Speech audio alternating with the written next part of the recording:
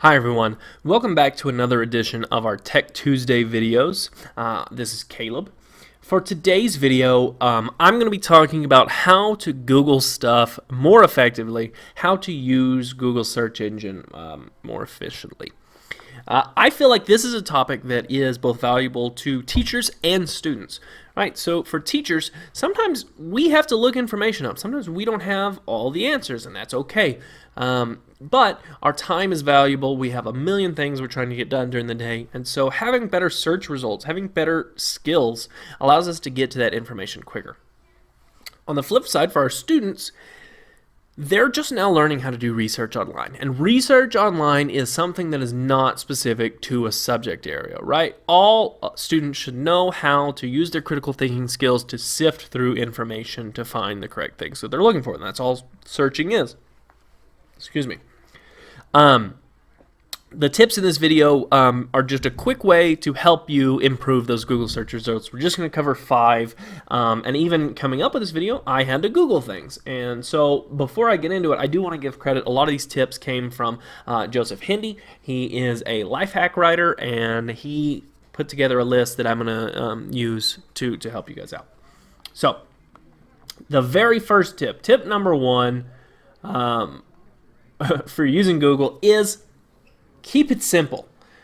Google knows how to search for a lot of things, and this means you don't have to be too specific. If you need something, if you're searching for something, just search it simply. I've seen a lot of kids search for things in long strings of words that they could do by just keeping it simple. They get the same results. So let's say I wanted to figure out where some pizza is nearby. Okay. All I have to say is pizza places nearby. And I can search. And look, I've got my pizza places nearby. Pizza Hut, Little Caesars, America's Pizza Company, LLC. Not sure if that's even open.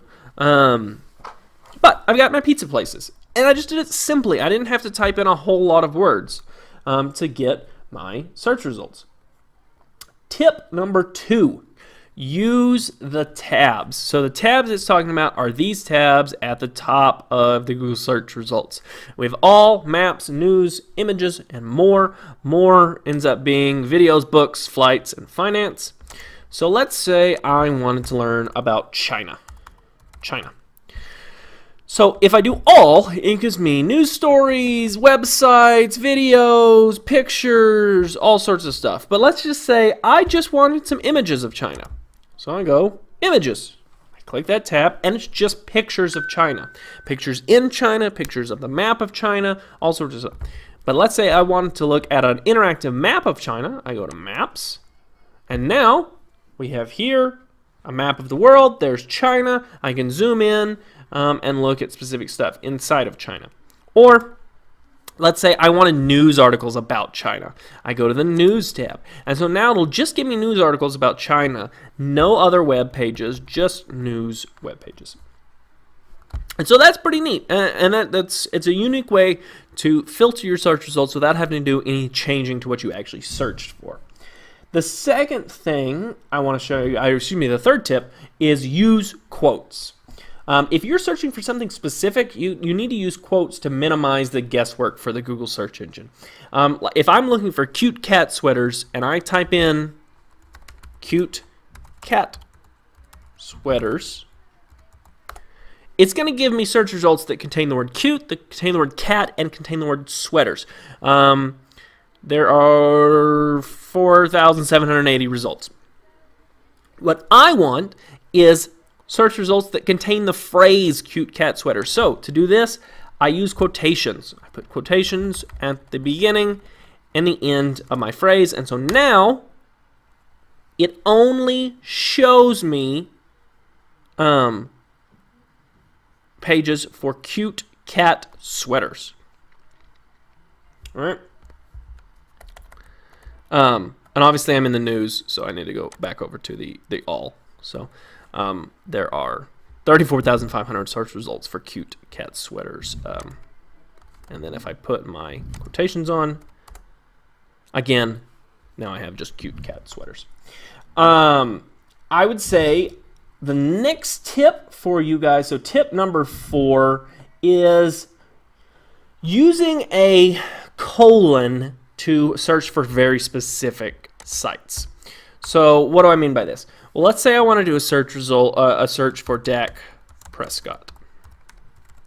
So I do a search for Dak Prescott. I have 6,190,000 results from all over the place. But I want to narrow this down to just one specific website to give me stuff about Dak Prescott. So this time I have Dak Prescott space site colon, and now I can type in the site. So NFL.com. So now this is Dak Prescott information that only comes from NFL.com. So I went from 6 million down to 13,000. And if you look, NFL.com, NFL.com, NFL.com, NFL.com, they're all coming from NFL.com. It narrowed down my search results for me because I'm only searching for a specific page. Tip number 5, and the last one for today's video, is that you can use Google search to do math for you. I know this is something you may not want to share with your students because they can be kind of lazy and not do math on their own, but sometimes it's very useful if you don't have a calculator handy and you just need to have some info really quickly. So I can type in math phrases and it will do them for me. So let's say I want to do 8 times, use the asterisk, 5 plus 5. So we know in our head that should give us 45, so let's check it out. Hit enter, and wouldn't you know, 45 is my answer, and it pulls up this nifty calculator that I can type in more equations into if I wanted to keep doing math. It's not even for simple things too. Let's say I wanted to look for Planck's constant, right? So look, there's Planck's constant, Googled right for me, all of those numbers that I'm not going to say to you guys, but you see how useful it is. Again, just kind of run through the tips I gave you today. Tip number 1, keep your searches simple. Tip number 2, use the tabs. Tip number 3, use quotations to search for specific phrases. Tip number 4, you can use the colon to search on specific sites. And tip number 5, you can use Google to do math for you. Again, this is a very quick way to give you some information. I always have more Google tips and tricks. If you have any questions, you can reach out to me or Gerald.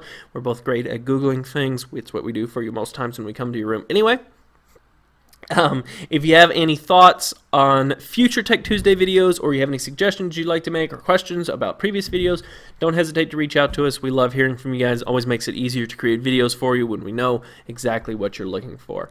That being said, that's the end of the video. I hope you have a great rest of whatever day it is when you watch this, and thank you very much.